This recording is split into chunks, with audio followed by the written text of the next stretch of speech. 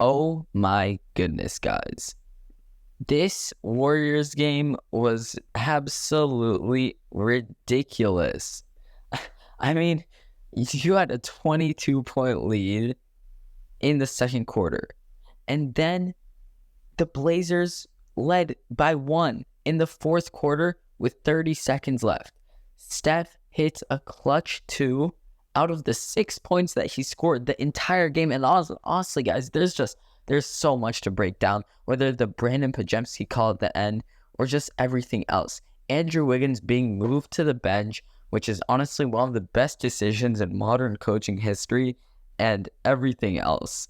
Let's hop right into this game. Firstly, the score of this game, because the Warriors ended up winning 118 to 114.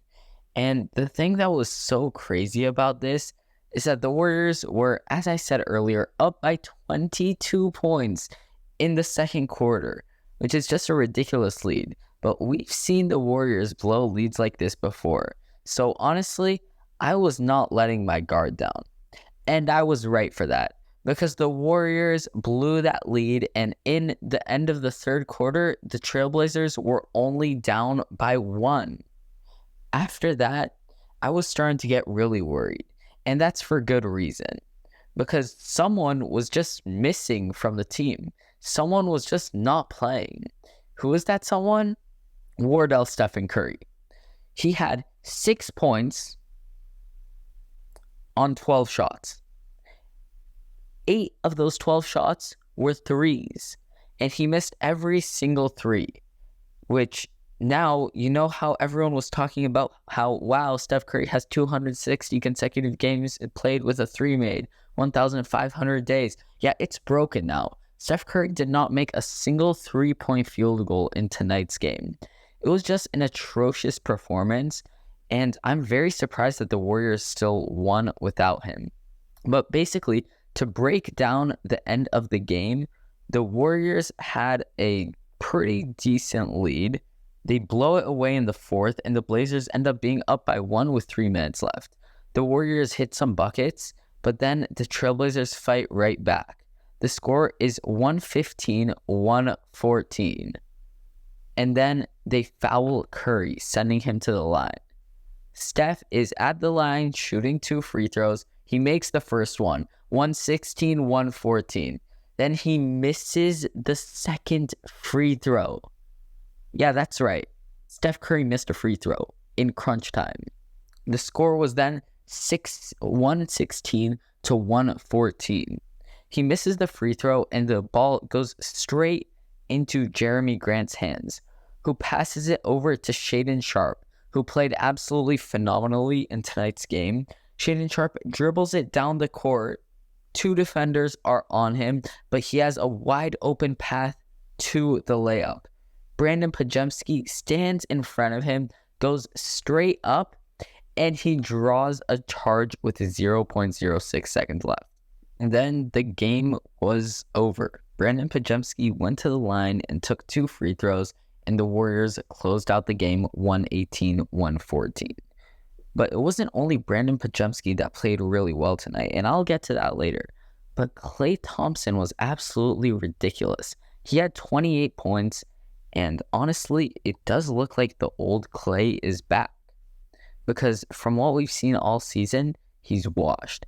But over the past 5 games, he's been averaging 22 points on ridiculously good shooting, which is just the Klay special. So, hey, everyone was calling Klay washed. I think he's still good. I mean, I never had doubt in him. Next, you had Andrew Wiggins. Wow, guys. Wow. Steve Kerr played him off the bench for the 3rd game in a row, but this game, it seems like he took it personally, because he finished the game with 25 points, being the 2nd highest scorer on the team after an entire season of garbage. And I do think that Steve Kerr was right to put Wiggins on the bench and have Brandon Podziemski in, because Podziemski has been playing very, very well recently.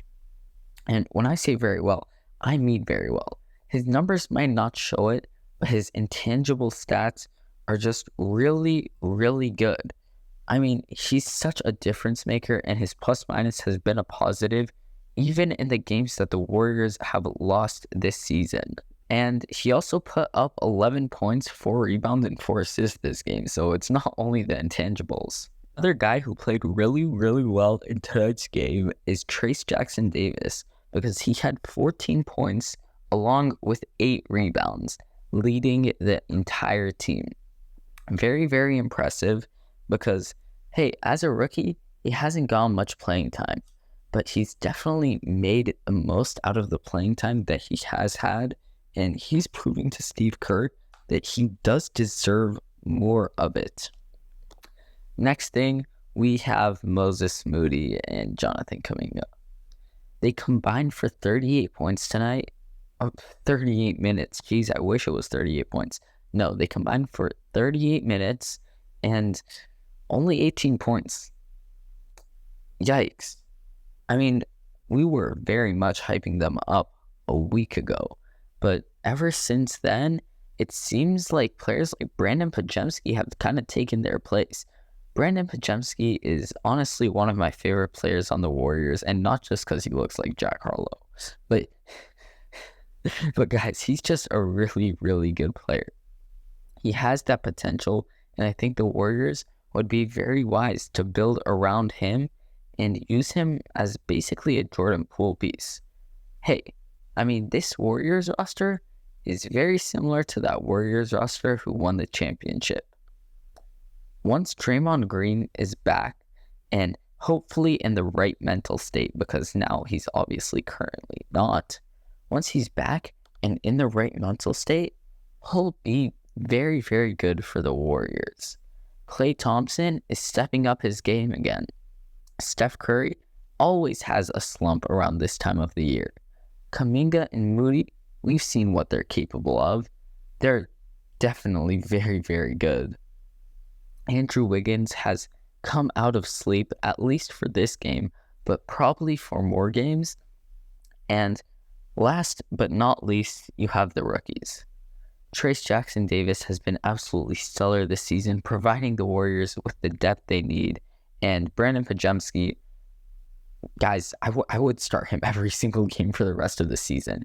He impacts this team so positively. Then you also have Chris Paul bringing in that backup point guard depth, though we don't really need that anymore. And of course, Gary Payton too has been injured this entire season. The Warriors are doing this all without their bench spark plug. So when he comes back, my money's on the Warriors to win the 2024 NBA championship. I'll see you guys in the next one. Peace.